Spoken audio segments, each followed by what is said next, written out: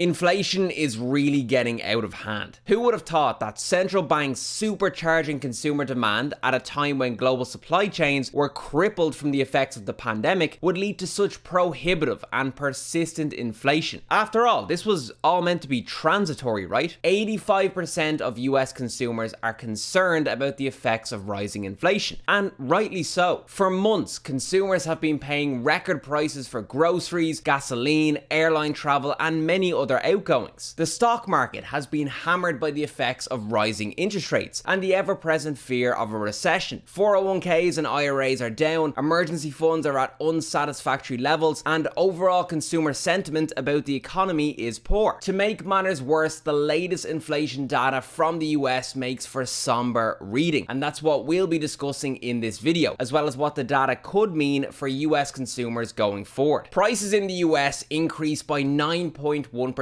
year over year between June 2021 and June 2022, the highest level since 1981. That's according to the latest CPI data from the Bureau of Labor Statistics. This is even higher than the June consensus estimates for inflation, meaning that prices are continuing to accelerate at a faster than anticipated rate. Some of the biggest contributors to the price increases were food, coming in at 10.4% year over year, energy coming in at 41.6% year over year, in particular fuel oil at 98.5% and gasoline at 59.9%, new vehicles at 11.4% year over year, and transportation services at 8.8% year over year. These are very significant price increases, and the data has a very real impact on the standard of living of US consumers. As prices continue to rise at a faster rate than wages, consumers have less buying power and less of an ability to maintain their standard of living. Biden's administration, likely anticipating the public's reaction, held a briefing prior to the release of the CPI data, where it was said that inflation, quote, will largely not reflect the substantial declines in gas prices which we've seen since the middle of June. Gas prices have been trending downward since June 10th, and given that the inflation data takes the average price over the course of the month, the administration is saying that the data doesn't fully reflect the true price of gas. But it was recognized that there is a need to, quote, pass legislation that lowers costs for families, from prescription drugs to utility costs. However, all eyes will now be on the Federal Reserve. It's the responsibility of the US Federal Reserve to maintain price stability in the economy. And with the current inflation rate of 9.1% being far from the Fed's target rate of 2% with no signs of slowdown, the market is expecting a big reaction. That big reaction will likely come in the form of greater interest rate hikes. Back in 1981, when US inflation was as high as it is today, the federal funds effective rate was over 12%, compared with the Fed rate of below 2% today. The federal funds effective rate is the rate at which US banks borrow and lend money to one another. A higher Fed rate makes it more expensive for US consumers and businesses to borrow money, therefore reducing demand and cooling inflationary pressures. In 1981, the Fed rate was above the inflation rate, but today the Fed rate is far below the inflation rate, thereby suggesting that rates are still much too low to curb inflation. The Fed has already increased interest rates 3 times this year, each increase being larger than the last. A 0.25% increase in March, a 0.5% increase in May, and a 0.75% increase in June. After the June increase, which was the largest since 1994, many members of the Federal Open Market Committee backed another 0.75% increase in July should economic conditions justify it. A 9.1% inflation rate is certainly justification for at least a 0.75% increase, and potentially even a 1% increase, depending on how fast the Fed wants to take action. What's most interesting is how the interest rate expectations of the members of the Federal Open Market Committee have changed since June 2021. In June last year, none of the members anticipated interest rates surpassing 1% in 2022, and only some saw rates above 1% in 2023. Contrast this with those same expectations in June 2022. Now, all of the members see interest rates sitting at a minimum of 3% by the end of the year, with some envisaging highs of nearly 4.5% in 2023. This is a fantastic example which shows that even among policymakers, nobody truly knows what the future will hold. We can speculate, but we can never know for certain. The other factor factor which needs to be considered here is the Federal Reserve's campaign of quantitative tightening, or QT. In response to the pandemic, the Fed expanded their balance sheet by nearly $5 trillion,